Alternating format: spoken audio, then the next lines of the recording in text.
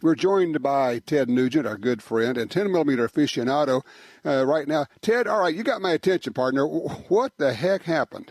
Well, happy springtime to you, Tom, and thanks for Gun Talk Radio. It's better than all the rock stations out there these days. But anyhow, yeah, I'm a 10-millimeter guy since the Miami shootout in '86 when they went to Jeff Cooper and wanted to design a one-stop shop handgun cartridge, which of course is a fantasy. There's no such thing. Right. But with Colonel Cooper's advice and our tax dollars, they developed a 10-millimeter, which we all know was too much recoil for some of the pansies in the FBI, so they cut it down to the 40 Smith & Wesson. Being that as it may, I've always carried a gun since I graduated from high school in 1967. I've carried every imaginable caliber and design and action. And I just love marksmanship, the discipline, plus I love life, and I believe in defending it. And I have this real weird, radical idea that I have the right from God to keep and bear arms. So being that as it may, I have a beautiful ranch in Texas, and we have exotic animals from Africa and Asia, as do thousands of ranches in Texas. In fact, we owe the success and the saving of a lot of these species to the landowners in Texas because they're worth something for without a doubt, because there are places in the world where these animals are really in trouble and may not even exist, and yet they've been put on the lifeboat and shipped to Texas, and there's another existence there, and should anything happen in Africa or wherever they come from, it would be possible to actually repopulate them from Texas. So it is a fascinating lifeboat for wildlife, the entire state of Texas. Sure, they've actually come from Pakistan and India governments to get some black buck antelope because they had wiped all theirs out because you weren't allowed to hunt them, which means they weren't valuable. So the landowners and agri-concerns, they wiped out the black buck antelope for goats and avocados. So they finally realized that wildlife is precious, and it's also a canary in the coal mine of our quality of life here, there, and everywhere. So the story unfolded every day. Here I take my dogs, Happy, Sadie, and Coco out, and we tree squirrels, check the trap line. I've always carried any manner of 10 millimeters, Kimber, the Colt Delta Elite, my Springfield, Smith & Wesson, Remington, Wilson Combat, CZ, Republic Forge. I could go on and on. I've carried them all, but I currently carry a Glock because I'm really familiar with it. I train every day. I literally have a training range with falling plates, and I train every day because I enjoy it. Plus, in these crazy times, it's important to have tactical awareness. And I also watch your television shows and The Best Defense, and I learn from the masters, and I get to train with the masters. So this morning, a week ago, unfolded where the damn dogs went from a squirrel to what I knew was a different animal based on their cadence, and they sure as hell they had a hold of a Gemsbok calf.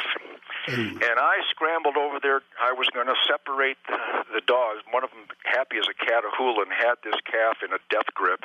And I crawled under the barbed wire fence, and before I knew it, I'm body slammed to the ground by a really pissed off 800-pound Gemsbok cow with two sabers coming off her head. And Tom, each of those black horns bracketed my head.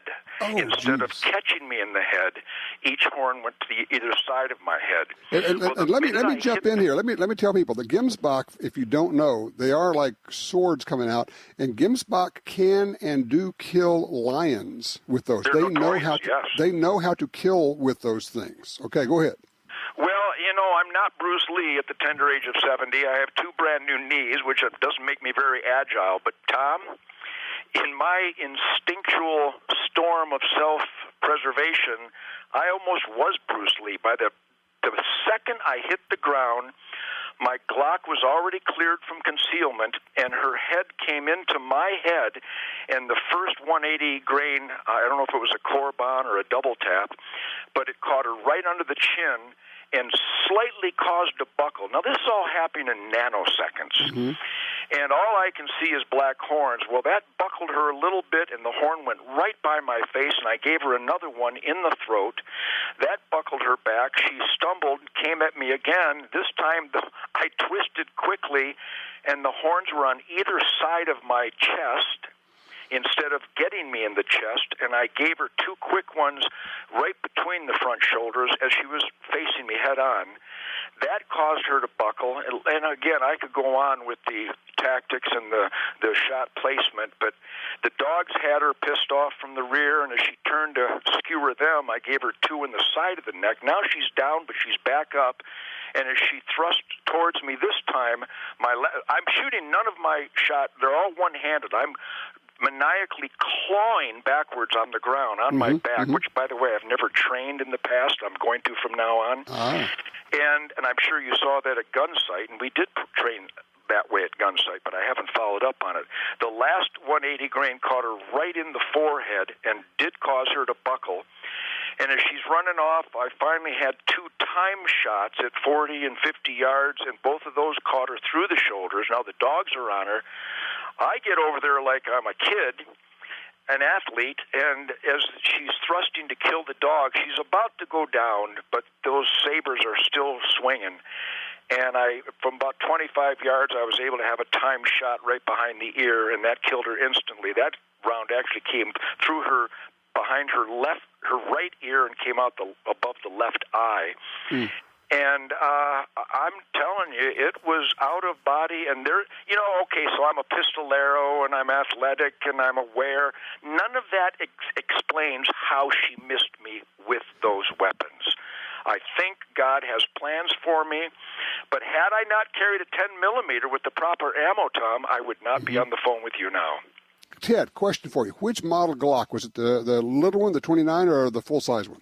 I've always carried the 20 since it came out around 1989, 1990, and I also carry a 29, and I've got the new long slide 40, and they all shoot the same to me. A little bit more buck with the 29 because it's shorter. Sure. But I think it's about training, it's about tactics, and being one with your weapon. I think most of the tacticians will tell you that you cannot think about getting that gun out. You cannot think about sight alignment. You have to do it so often. It's like guitar playing and archery and being a good father. You got to do it all the time. And thank God, Tom, at 70, I've been doing this for about 40, well, more than 40 years, more like 50 years. And that gun was speaking on its own, and every shot went home. I was using good ammo. I typically use Corbon 180s and double tap 180s, going back to the original, Bren 10 180, doing about 1,300 feet a second. I think ours a little bit hotter, but boy, oh boy, it saved my life. I'm reminded of a friend of mine who's a police officer in Oregon, and he had an incident where he had to shoot a woman, and he said it happened so fast that right after it happened, the officers were saying, it's okay, it's over.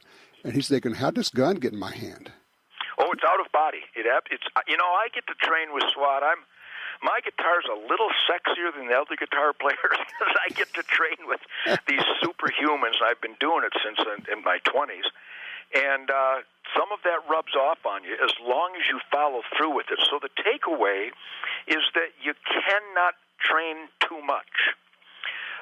In our daily lives, even if you're not a rancher or a farmer or a gun-carrying guitar player, you got to get that gun out. You got to shoot it. You got to familiarize yourself with it so it's as natural as a fork full of beans. You haven't missed your mouth with a fork full of beans because you do it all the time. Right. And it's so critical.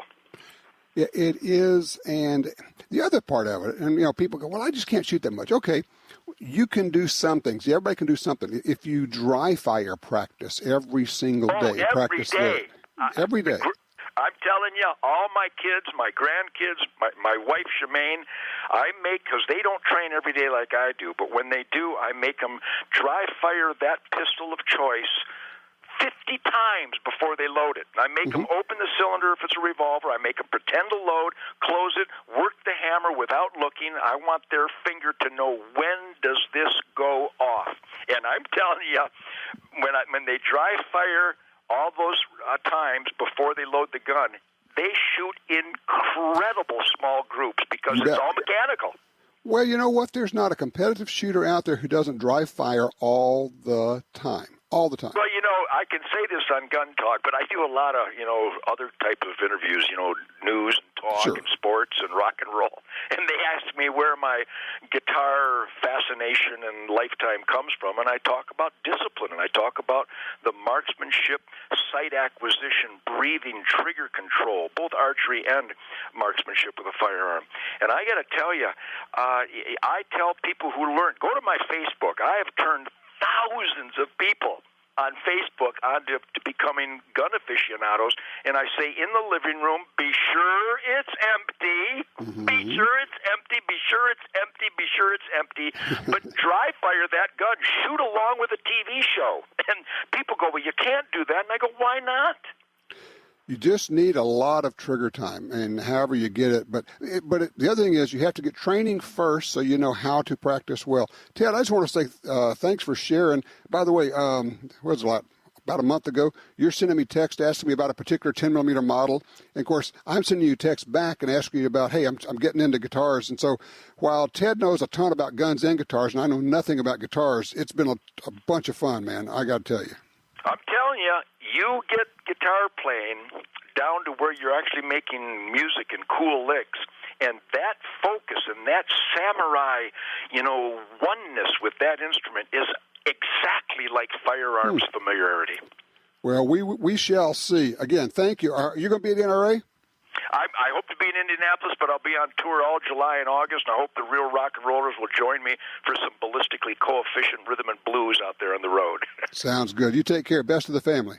Thanks, Tom. Godspeed. All right, you take care. Yeah, wow, what a story, huh? It happens just that fast.